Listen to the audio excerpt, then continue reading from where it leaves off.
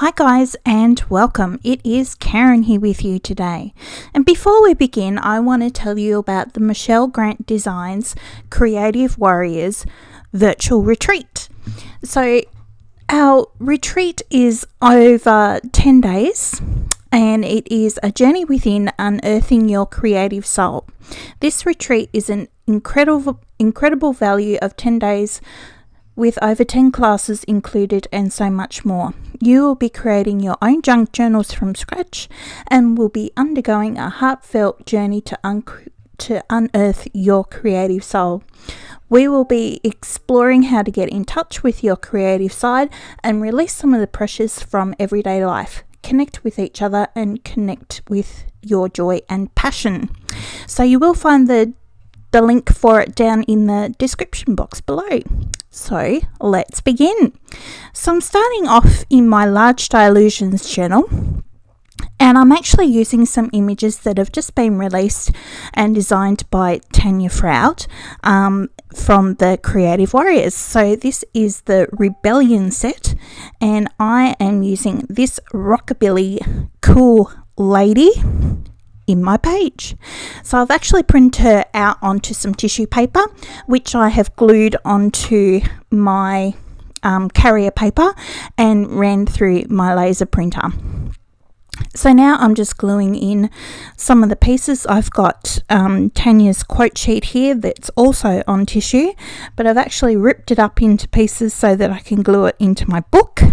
Unfortunately, my bottle there of soft gel medium was going a bit hard, so I've had to add in a truckload of water to mix it in so that I could actually use it.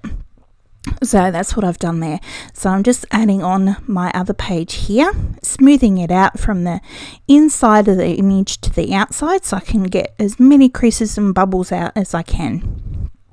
So I'm just adding in a little bit more of the quote page, going tongue-tied here, into my background. So I'm trying to keep it a little bit straight as well so that you can actually read what it says, and just so that you are aware, there are some swear words involved as well. So I've also got some of Tanya's pattern sheet here, which is the little cherry bomb pattern in the black and the white. So I'm just ripping that up and putting that into the gaps as well, which I think looks really cool. So I'm just almost finished getting my little bits glued in. Almost. Still going. I've actually switched glues now, so I've got the thinner gel medium, which is really good for tissue. It's the Matisse one. It's nice and runny, so it makes gluing down the tissue a lot easier. So yeah, I will have to use up that other soft gel medium though before it's completely wrecked. There's my page. Alrighty, so I've got that nice and dry now. So now what I'm going to do is I'm going to do a whitewash of white gesso. So I've just watered down some gesso and I'm just going to paint that over the top, and then I'm going to grab a baby wipe and I'm going to rub back areas of it so you can actually see some of it a bit more clearly. It probably hasn't shown up all that well on camera, but yeah, it looks cool. The next thing I'm going to do is I've got out my homemade sprays here with some Colour Blast mica powder. So I've got a variety of colours here, so I'm not entirely sure which colours that I've used. That yellow one is called Sunshine, I know that, and I think the pink might have been Punch or something like that maybe. There's a bit of purple which is called Royalty, and I'm just drying those mica powder sprays before I add more in so all my colours don't run in together. So that's what I'm doing right there before I add on some more. What am I gonna, there's some fluoro. That's fluoro pink. That's a brand new mica powder from Colour Blast. So yeah, I've mixed some of that into a little spray bottle. So that's really cool. The next thing that I've got out here is my Caran Brush Marker Pro markers, which are just basically a a marker with a brush tip that you can use watercolors with. So that's what I'm doing there. So you can see me using the pen there and coming back in with my paintbrush. I'm not being very particular with where I add my colour because I'm spreading it out with the water.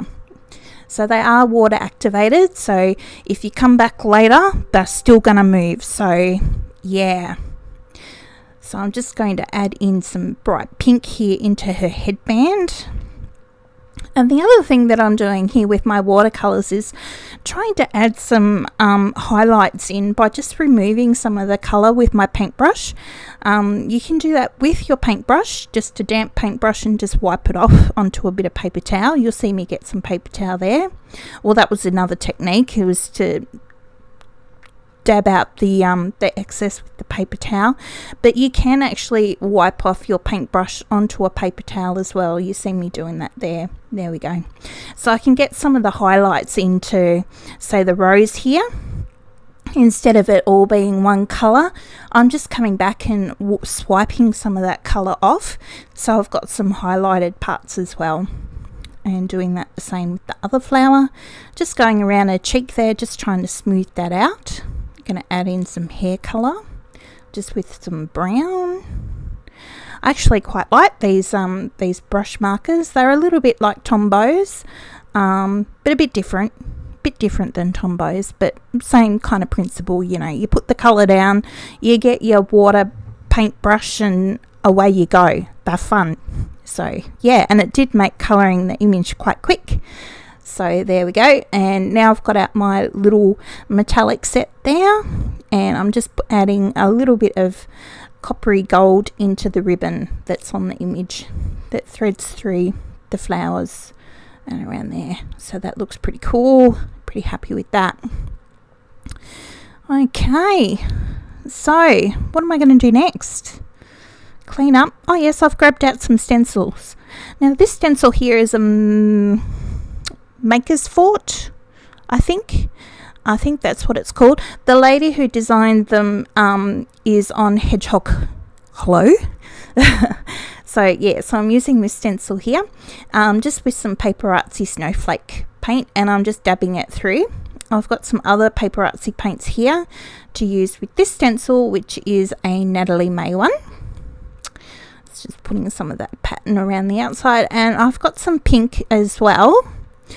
And I'm going to use a stencil from the Crafters Workshop, which has got this funny little branchy type thing on it.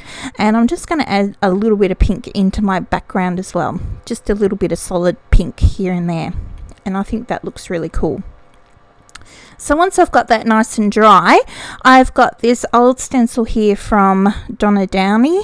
And I'm using some of the Crafters Workshop stencil butter in bubblegum, I think it's called, and I've also spritzed a little bit of glitter over the top while it was wet so it could dry.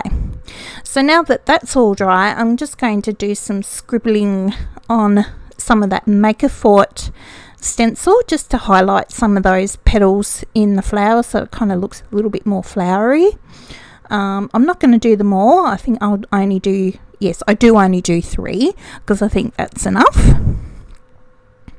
And I'm just about finished doing my squiggles, and then the next thing I'm going to do is put a border around my page, and I've just got a Life of Colour paint pen there just in a pink, and I've also got a black one, just a thinner black one to go over the pink as well, just so it's a bit of a double border, and adding a few little squiggles around the edges as well just to make it look a little bit more interesting. So I've also printed out Tanya's quote sheets onto some craft paper, and I've picked this one here out that says Girl Power because my daughter was reading them. Yes, swear words and all. I told her not to look too closely, and she picked out the Girl Power one, so that's what I used. So here is my finished page. I had lots of fun creating it, using some different products for a change with some mica powder sprays and some watercolor brush pens.